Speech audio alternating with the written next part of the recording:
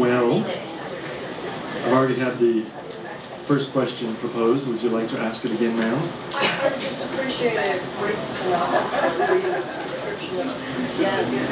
or A brief synopsis or a brief description of Zen. If it were only that easy.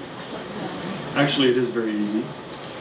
And actually, I can get a lot of trouble for. It's interesting, as I am the first American in this position, I have to be very careful about what I say. One of my nicknames in this country is Kurofune Osho. That means Mr. Black Ship. Black Ship is the name of the ships that, or the color of the ships that Commodore Perry, when he first came into this country and opened it up, frightened everybody. His ships were black. So they call me Mr. Black Ship Priest, is my nickname. Basically, Zen, as differentiated from other sects of Buddhism, there are many different ways of dividing Buddhism. But in Japan, it is all modern Buddhism. Modern Buddhism versus, say, old Buddhism that is practiced in, say, Thailand, where you have the monks in the older robes. In that form of Buddhism, which is Theravadan Buddhism or Hinayana Buddhism, is people are practicing for their own salvation or future enlightenment, in which they are working through their rebirths until they are finally no longer reborn into this world again. In modern Buddhism, which includes all of the Buddhist sects in Japan, it is a little larger than that, or quite a bit larger than that, in that we have the Bodhisattva concept. The Bodhisattva concept is the closest thing they have in this area of the world to a god. Now, Buddha is not really a god. He is merely the Christopher Columbus of their spiritual world. He discovered a new way of ending suffering. And Buddha initially claimed that the cycle of our rebirths can be ended in one lifetime when we eliminate all karma and break our chain of rebirth. With Japanese Buddhism, they have the concept of, and other sects of Buddhism, they have this also in China and Korea, the concept of the Bodhisattva. The concept of the Bodhisattva means savior being.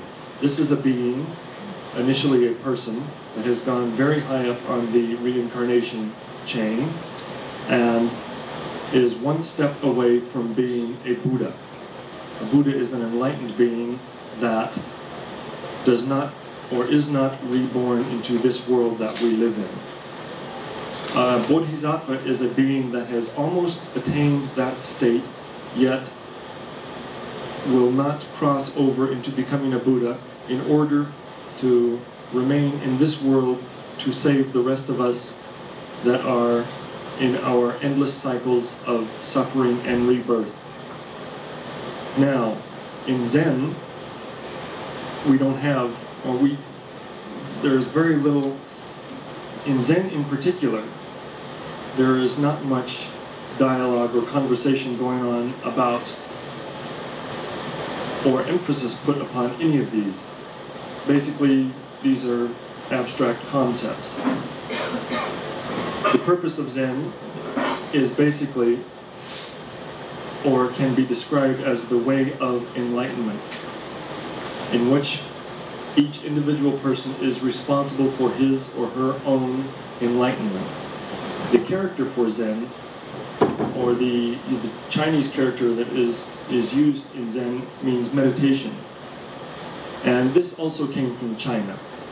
It was pronounced Chan. And when people use the word Chan, they are referring to Chinese Zen. Zen is a Japanese word, a mispronunciation of the Chinese word Chan.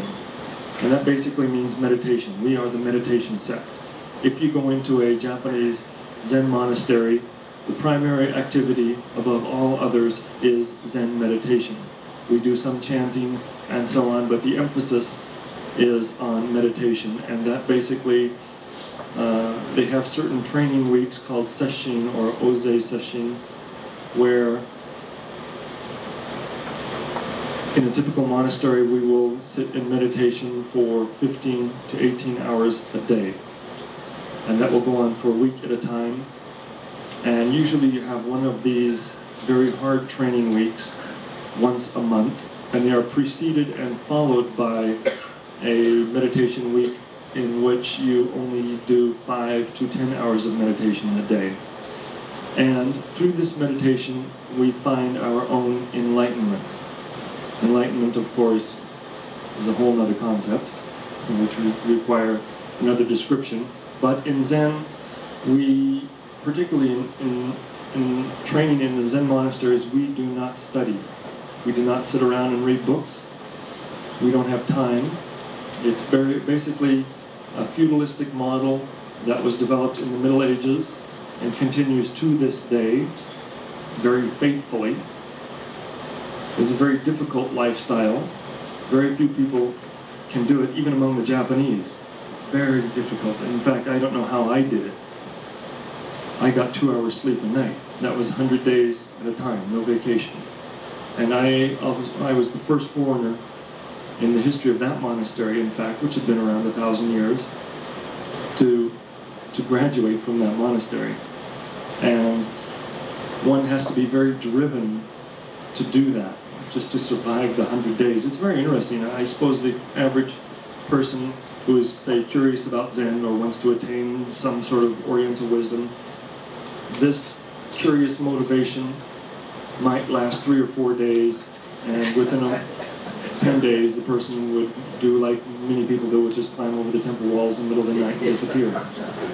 And even among the Japanese nowadays, it's very difficult. Last year, a monastery near me, a Zen monastery near me, of the 4 monks that attempted to join the monastery, there's a week-long initiation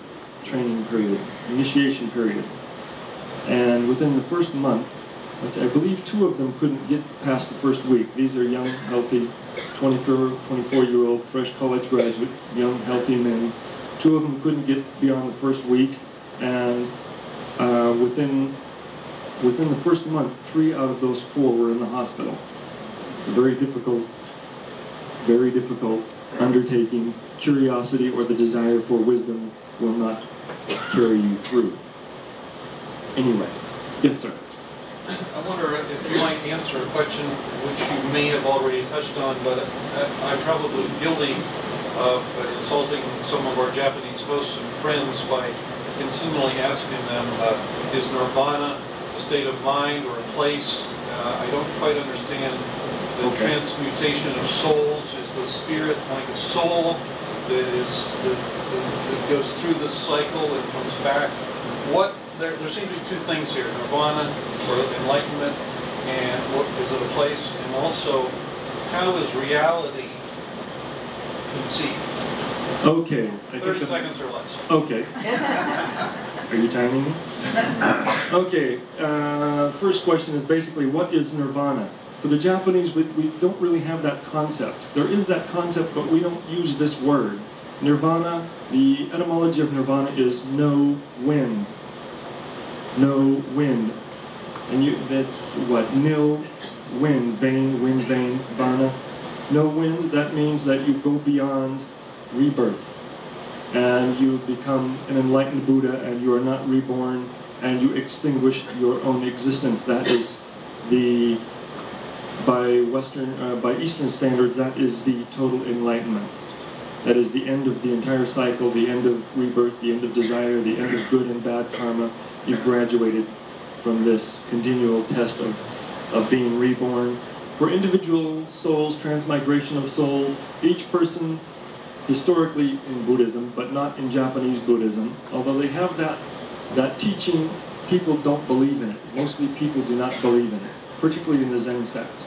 It's written in our Zen texts that are submitted to the Ministry of Education that this is what our model of belief, but I don't know anybody that believes in